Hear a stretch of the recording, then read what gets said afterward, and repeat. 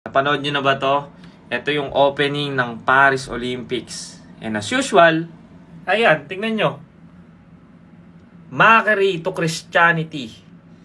So again, they mock Christianity, they mock Jesus, they mock the Last Supper. Look at this. The Last Supper from the Scripture. Oh, ginaya nila, ininsulto nila. Millions of peoples are watching this. All TVs all around the world are watching this. Na sobrang daming opening na pwede nilang isipin na gawin.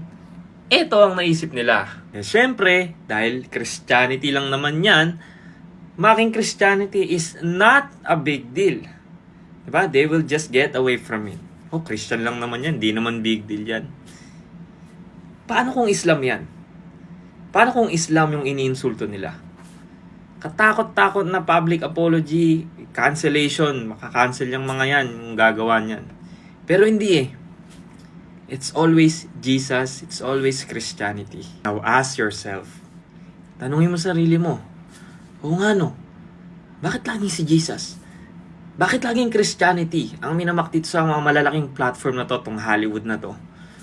No? Bakit hindi si Muhammad, hindi si Buddha? Because the devil knows that Jesus is the truth.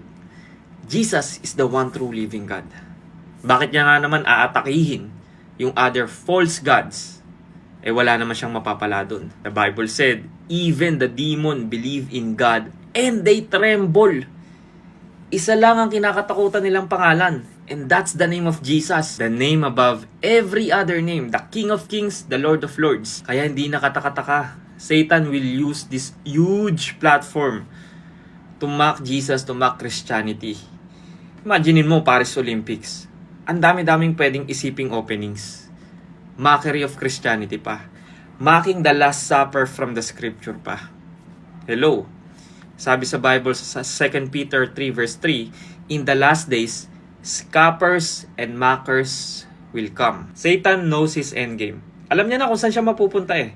He will be damned in hell forever. Kaya ang gagawin niyan, mga hatak yan ng maraming tao as much as possible para makasama niya. Kaya tingnan mo, in the last days, alam niya na, his time is short. So double time na yan. Yung mga malalaking platform ang gagamitin yan to attack Christianity, to mock Christianity. Because he knows that Jesus is the truth. Jesus said, I am the way, the truth, and the life. Whether you like it or not, there's only one true living God. Kahit na-insist nyo na, marami namang Diyos-Diyosan eh. Totoo lahat yan. No. The reality is, there's only one true living God. So parang ganito yan. Kahit sabihin mo na malamig yung araw, sinabi mo malamig yung araw, it doesn't change the fact na mainit yung araw. And in the same way, kahit na sabihin mo, there are thousands of gods. God of thunder, God of seas. It doesn't change the fact na there's only one true living God. There's only one who lived the perfect life, died on the cross, rose from the dead after 3 days, defeated death, sin, and Satan to save you. And that is Jesus.